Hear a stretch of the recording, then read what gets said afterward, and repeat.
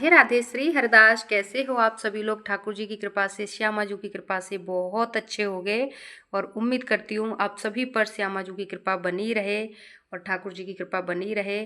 जैसे कि मैंने आपको बताया है, हर रोज़ कुछ न कुछ प्रभु से जुड़ी हुई कहानी या फिर प्रभु से जुड़ी हुई सुंदर सुंदर लाइनें आप सभी के साथ शेयर करती हूँ।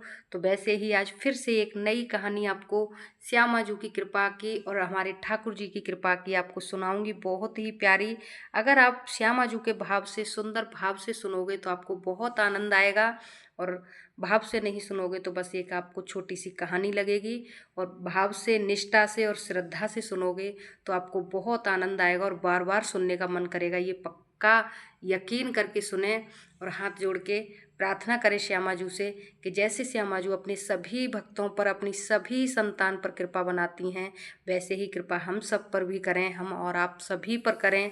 तो देरी ना करते हुए बहुत ही प्यारी सी एक ठाकुर जी की कृपा की और राधा रानी की कृपा की एक बहुत ही प्यारी सी लीला सुनाऊंगी और बहुत ही छोटी सी सुनाऊंगी। तो एंड तक सुनना और पूरी सुनना। और वीडियो अच्छी लगे, कहानी अच्छी लगे, श्यामा जी की कृपा अच्छी लगे तो वीडियो को लाइक करना, शेयर करना, कमेंट करना मत भूलना। और चैनल पर अगर नए जुड़ते हो तो चैनल को सब्सक्राइब जरूर कर लेना ताकि आपको हर छोटी बड़ी वीडियो सबको सबसे पहले मिला करे। तो सब्सक्राइब के साथ साथ बेल आइकन भी प्रेस कर लेना। राधे राधे, हरि बोल। एक वृंदावन में, वृंदावन से तो सभी भली भांति परिचित होंगे। वृंदावन में एक संत रहा करते थे और वो राधा रानी के बहुत परम प्रिय भक्त थे और श्यामा जी को बहुत प्यार करते थे, बहुत अपनी लाडली जी को बहुत प्यार करते थे। इतना कि डेली नित्य प्रत्य स्नान आदि से निवृत्त होके एक भगवत गीता का डेली एक अध्याय हमारी श्यामा जी को सुनाते थे। जी हाँ, डेली भगवत गीता का अध्याय एक डेली श्यामा जी को सुनाने के बाद ही पानी पीते थे, उसके बाद ही खाना खाते थे और भगवत गीता का हर रोज एक अध्याय का पुण्य भी श्यामा जी को ही अर्पित करते थे। तो ऐसे ही होते होते बुजुर्ग हो गए, वो काफ़ी टाइम व्यतीत हो गया। श्यामा जी हर रोज श्यामा जी को सुनाकर ही भोजन किया करते थे और जितना भी खाली टाइम हुआ कर मिलता था उन्हें, उस टाइम अपनी राधा नाम की माला जपते थे। एक एक उनकी सोच ऐसी थी कि एक क्षण बिना श्यामा जी के ना निकले मेरा, जो इतना भी जीवन जाए श्री राधा रानी के साथ, श्री राधा रानी के निकट जाए। एक दिन हुआ ऐसा कि राधा रानी को सुबह भगवत गीता का पाठ सुनाने के लिए बैठे तो उनको पता चला कि उनकी आँखों की रोशनी बिल्कुल जा चुकी थी। जी हाँ, क्योंकि बुजुर्ग हो चुके थे। तो जैसे ही उन्होंने भगवत गीता का पाठ खोला, जब भगवत गीता खोली तो उन्हें लगा, उन्हें उनकी भगवत गीता में एक भी शब्द दिखाई नहीं दे रहा था, यानी बिल्कुल धुंधला दिख रहा था और कुछ भी समझ नहीं आ रहा था क्या लिखा है। एकदम से बाबा दुखी होके बैठ गए कि अरे मैं आज कैसे श्यामा जी को अपना भगवत गीता का अध्याय कैसे सुनाऊंगा, और जब तक भगवत गीता का अध्याय नहीं सुनाऊंगा तब तक मैं भोजन नहीं पाऊंगा। ऐसे ही समय व्यतीत होता था उनका, कोई घर बार नहीं था, बस श्यामा जी के भरोसे ही उनको कोई न कोई उनके भक्त थे, उनके शिष्य थे, तो उनको सुबह से शाम तक गांव से कोई न कोई डेली भोजन दे जाते थे। तो वो श्यामा जी को पवा के पाते थे और सो जाते थे। अब वो चिंतित होने लग गए, ऐसे ही बिना भोजन पाए लेट गए कि अगर आज मैंने श्यामा जी को भगवत गीता का पाठ नहीं पढ़ाया, सुनाया, तो मैं आज भोजन भी नहीं पाऊंगा।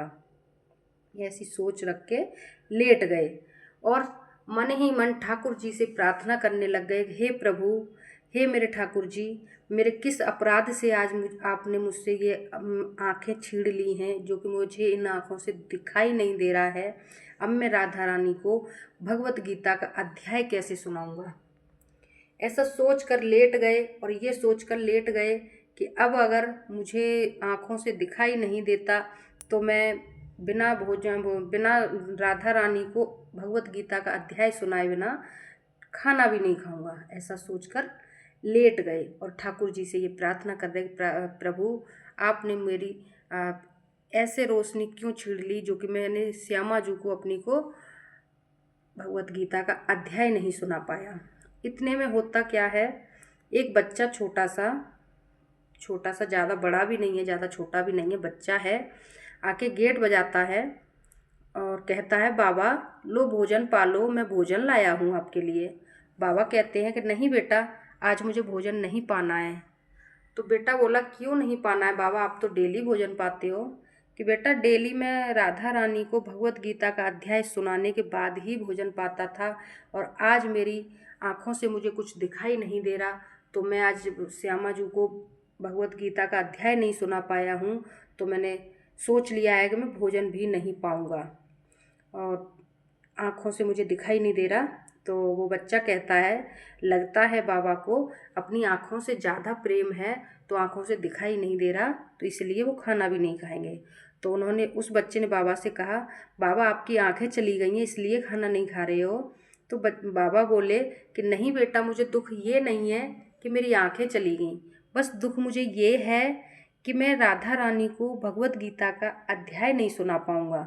आँखों का दुख नहीं है मुझे, बस दुख ये है कि मेरी श्यामा जू के आज बिना भगवत गीता का अध्याय सुनाए बिना मैं कैसे खाना खा सकता हूँ। तो बच्चा बोला कि बाबा आप यहीं रुको, मैं अभी आया। बच्चा कहता है वो, बाबा आप यहीं रुको, मैं अभी आया। इतने में बच्चा एक पट्टी लेके आता है और बाबा को देके जाता है कि बाबा आप इस पट्टी को आँखों से बांध कर और सो जाइए। आप इस पट्टी को आँखों से बांध के और लेट जाइए आराम से। बाबा ने पट्टी हाथ में पकड़ ली और जाके लेट गए और सोचा कि कोई वैद्य का बेटा है तो ज़रूर इस पट्टी पे कुछ न कुछ दवाई लगा के दे के गया होगा मुझे, जड़ी बूटी, इसलिए लेटने को बोल गया है। तो बाबा बिना खाना पीना खाए उस पट्टी को आँखों से बांध कर लेट गए। सुनिएगा ध्यान से। लेट गए और सुबह उठते हैं, सुबह होता है, उठते हैं तो आँखें उनकी वैसी की वैसी ही हो जाती हैं जैसे पहले वो पढ़ते थे भगवत गीता का अध्याय, वैसे ही पढ़ने लग गए और बहुत आराम से उनको पूरा सब कुछ दिखाई देने लग गया। जब उन्होंने सुबह उठे और वो उन्हें वैसी की वैसी ही आंखें दिखाई दे रही हैं अपनी और पूरा साफ साफ दिखाई दे रहा है, तो उन्होंने कहा, देखूं इस पट्टी पर ऐसा क्या लगा के गया बच्चा जो मुझे तुरंत से पूरा साफ दिखाई देने लग गया। तो जब वो पट्टी उठा के देखता है बाबा, तो उस पट्टी पर लिखा था राधा राधा। पट्टी पर राधा रानी का नाम लिखा था और बाबा उस पट्टी को देखकर धन्य हो गए कि कितनी दयालु हैं राधा रानी, मेरी श्यामा जू कितनी दयालु हैं कि मैंने खाना छोड़ दिया तो मेरी राधा रानी ने मुझे फिर से नया जीवन दान दे दिया, आँखों को नया जीवन दान दे दिया मेरे प्रभु ने। तो वो बच्चा मेरा कोई और नहीं था, मेरे स्वयं प्रभु थे, स्वयं ठाकुर जी थे, क्योंकि खुद बालक का रूप धर के लाए थे। क्योंकि कहते हैं ना, पता नहीं किस रूप में नारायण मिल जाएं, तो वो बच्चे रूप में कोई और नहीं था, बस यही ठाकुर जी थे, यही परम पिता परमात्मा थे, प्रभु जी, जो कि उन्हें पता थी कि मेरी प्रिया जू को, मेरी ठाकुरानी जी को वो मेरा ही भगवत गीता का अध्याय सुना के तब खाना खाते थे, तो मैं कैसे उन्हें ऐसे अंधेरे में रहने दे सकता था, कैसे मैं उन्हें भूखे सोने दे सकता था। तो प्रभु और श्यामा जू की कृपा का कोई सार नहीं है।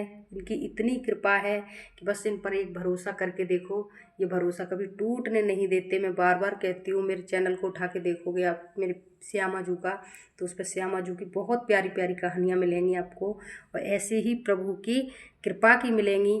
तो इस छोटी सी कहानी से आपको क्या मिला ज़रूर बताना कमेंट में, और पूरी देखना, एंड तक देखना। और वीडियो को यहीं पर एंड करूँगी क्योंकि बाबा की आंखें दोबारा से वापस आ गई और वो आराम से फिर से बाबा जी श्यामा जू को भगवत गीता का अध्याय सुना के भोग प्रसादी पाने लग गई। ये कहानी यहीं पर ख़त्म हो गई, और इसे कहते हैं श्यामा जू की कृपा। कि श्यामा जू करते, वो कहते हैं ना, एक भजन सुना होगा आपने, करते हो तुम कन्हैया मेरा नाम हो रहा है, मेरा आपकी कृपा से सब काम हो रहा है। करता धरता सब यही होते हैं, बस हमारा और आपका तो नाम कर देते हैं। तो सच कह रही हूँ, बस एक बार प्रभु पे भरोसा करना सीख जाओ, दुनिया वालों पे भरोसा करना भूल जाओगे, ये पक्की बात है। और दुनिया वाले धोखा दे देंगे और ये दुनिया बनाने वाला कभी धोखा नहीं देगा। इस जन्म में क्या, अगले जन्म जन्मांतर तक धोखा नहीं देगा। बस एक बार इन पे हमारी प्रिया और प्रीतम पर भरोसा करके देखिए, धोखा कभी न खाओगे। दुनिया वालों से धोखा खा सकते हो, पर दुनिया बनाने वाले से धोखा कभी नहीं खा सकते। इसी के साथ साथ वीडियो को करूँगी एंड, मिलूँगी नेक्स्ट वीडियो में। अगर वीडियो अच्छी लगी हो, कहानी अच्छी लगी हो तो लाइक करना, शेयर करना एंड थैंक्स फॉर वॉचिंग। और चैनल पर नए जुड़ते हो तो सब्सक्राइब जरूर कर लेना, क्योंकि ऐसी बहुत प्यारी प्यारी, बहुत सुंदर सुंदर कहानियाँ हैं श्यामा जी की कृपा की, ठाकुर जी की कृपा की। चैनल को उठा के देखोगे तो बहुत प्यारी प्यारी श्यामा जी की कृपा की ही वीडियो मिलेंगी। तो thanks for watching. Radhe Radhe, Hari बोल, राधा वल्लभ, श्री हरबंश।